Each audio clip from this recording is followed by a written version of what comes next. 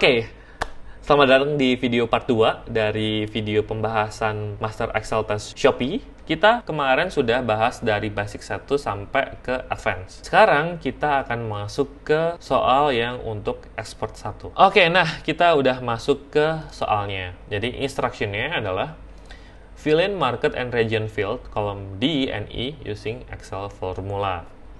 Jadi kita diminta buat ngelengkapin data yang di kolom D dan E berdasarkan referensinya ini. Seperti yang teman-teman tahu, kalau yang seperti ini kita bisa pakai VLOOKUP atau index match. Tapi karena kita kemarin baru belajar tentang XLOOKUP di video yang ini, aku bakal langsung implement fungsi XLOOKUP di file Master Excel Test ini. Karena ini udah cocok banget sih. Kalau teman-teman bisa lihat, di sini kan ada city. Terus di sini city-nya itu ternyata yang paling kanan. Region itu yang sebelah kirinya, market ini juga sebelah kirinya. Pasti nggak bisa pakai VLOOKUP, ini harus pakai index match gitu. Tapi karena kita udah belajar XLOOKUP, ya udah kita akan pakai XLOOKUP saja. Oke, yang pertama kita langsung untuk yang region. Sama dengan XLOOKUP. Kemudian lookup array-nya, lookup value-nya kita pakai yang city. Kemudian lookup array-nya kita akan pakai yang I. Dan return value-nya kita akan pakai yang region atau H. Notice ya kenapa ini kenapa ada koma di situ. Notice ya kenapa aku pakainya aku bakal langsung select semuanya daripada select range. Jadi aku selectnya kolom gitu. Karena aku males ngeancorin. Jadi aku males ngasih dolar-dolar gitu loh biar nanti lookupnya tuh nggak geser ke bawah gitu. Makanya aku select semua kolomnya aja gitu. Nah itu sebenarnya nggak apa-apa. Karena emang kalau menurutku itu memudahkan ya. Tapi kalau banyak orang yang bilang itu bisa bikin filenya lebih lemot, ya maybe. Tapi at least sampai sekarang aku nggak ada masalah soal itu, jadi ya aku bakal pakai kayak gini terus aja gitu. Oke. Kalau itu udah ya, lookup value-nya I, lookup array-nya H. Oke. Kita langsung tutup kurung dan enter. Langsung ketemu. Terus kemudian untuk yang market, berarti aku nggak mau ribet juga, jadi aku bakal langsung copy aja formulanya ini, aku paste di sini, terus kemudian aku bakalan ganti referensinya dari H, aku bakal ganti ke G.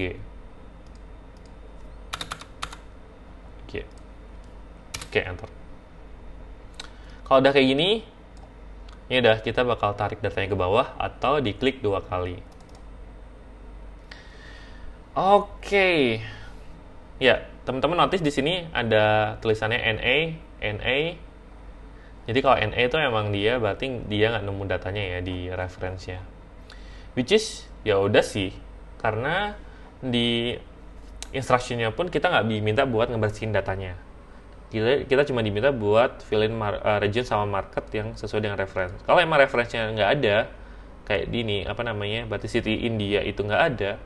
Masih city India tuh nggak ada sih. City India tuh nggak ada, ya udah kita biarin aja gitu. Nah, kita langsung udah selesai nih untuk yang expert.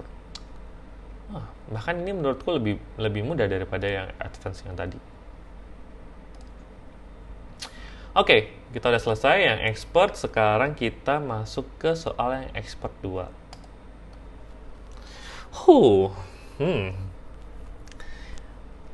Kita gedein dikit ya biar lebih kelihatan soalnya. Nah, instruction. Using the data from column P to U, create a pivot table and pivot chart similar to the snapshot below. Please take note of the following. Jadi kita diminta buat bikin pivot table dari data ini biar jadi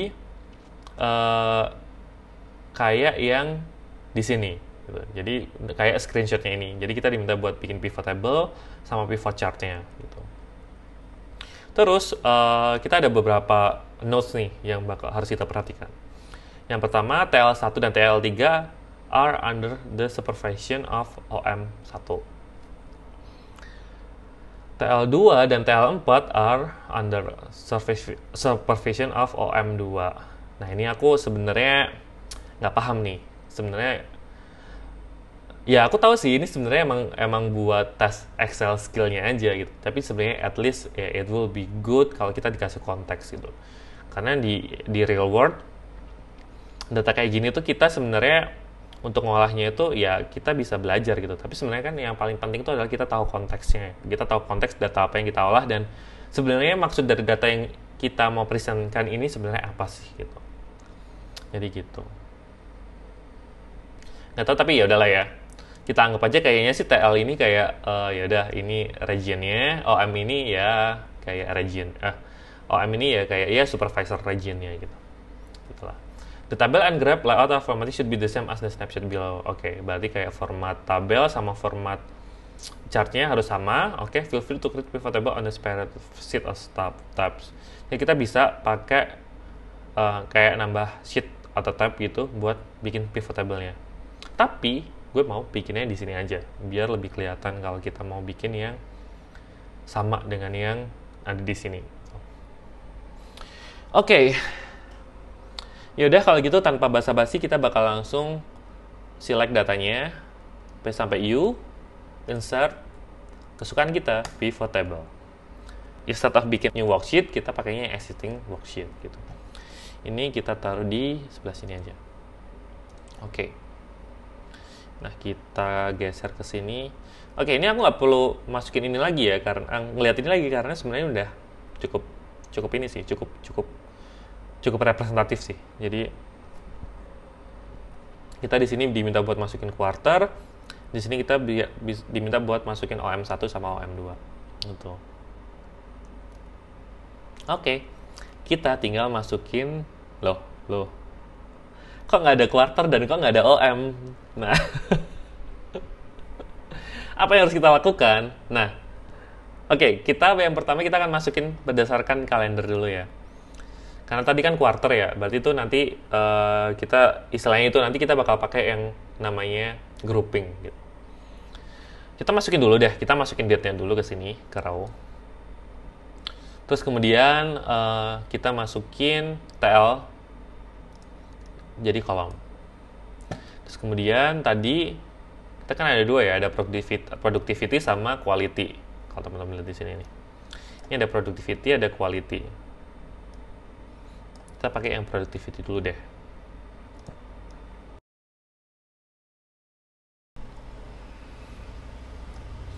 Oke. Di sini, yang pertama kita bakalan bikin ini jadi quarter. Caranya, kita tinggal klik aja sebenarnya di sini. Terus ini ada tulisan grup ya. Nah ini di sini kita bisa klik quarter, kita langsung okein. Nah, dia bakal langsung jadi quarter.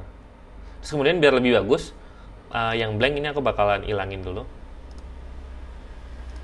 Oke. Nah, sekarang kita udah punya data quarterly. Terus kemudian tadi kan dia diminta buat bikin OM1 sama OM2. OM1 itu 13, OM2 itu 24. Jadi kalau di sini berarti kita bisa grup nih. Kita bisa 1 sama 3. Jadi ini 1 nih. Terus di command atau control ke yang ketiga, diklik kanan, grup. Nah, di sini ada langsung muncul grup 1. Ini kita sembunyiin aja kayak gini ya, diklik nih minusnya. Terus ini yang TL2 sama TL4. TL2 sama TL4 kita select, terus sama tadi kita langsung grup aja di sini. Oke. Ini juga kita minusin biar subtotalnya itu nggak kelihatan. Oke. Terus ini kita ganti nama jadi OM1. Ini kita ganti jadi nama OM2. Nah. Oke.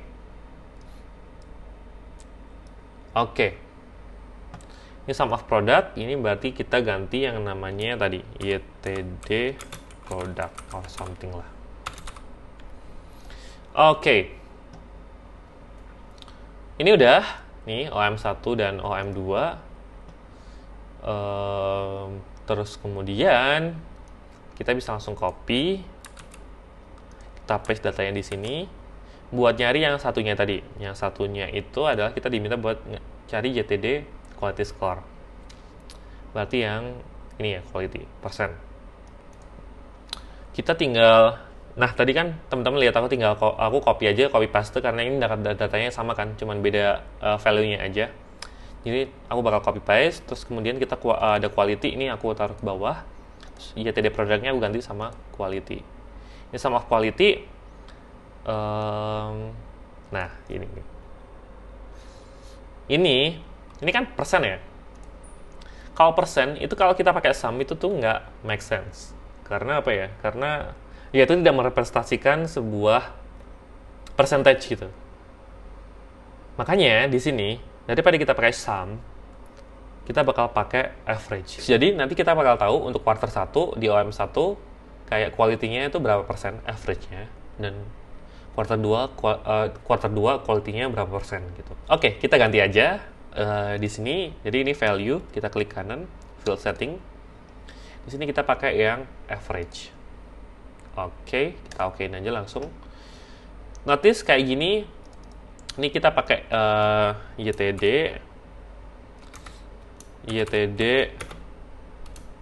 score quality ya, percentage gitu. Terus ini kita ganti percentage. Kita bakal pakai yang ini, percentage.